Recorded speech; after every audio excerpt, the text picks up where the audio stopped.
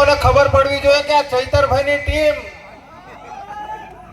એ બહુ મજબૂત ટીમ છે.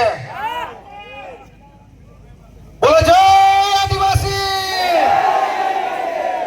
જય આદિવાસી, જય જોહાર, જય જોહાર.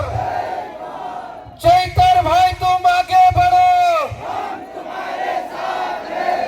चैतरभाई तुम आगे बढ़ो, हम तुम्हारे साथ हैं.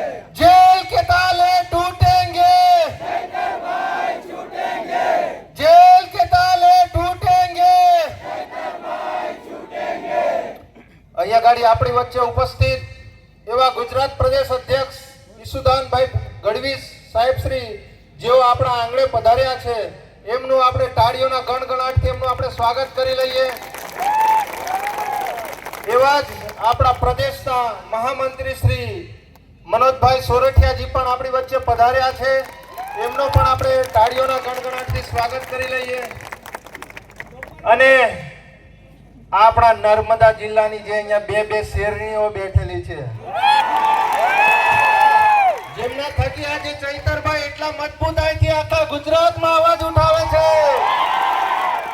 અને જેઓ અત્યારે જેલમાંથી છૂટીને બહાર આવ્યા છે એવા શકુંતલાબેન વસાવાનું આપણે જોરદાર તાળીઓના ગણગણાટથી એમનું સ્વાગત કરી લઈએ.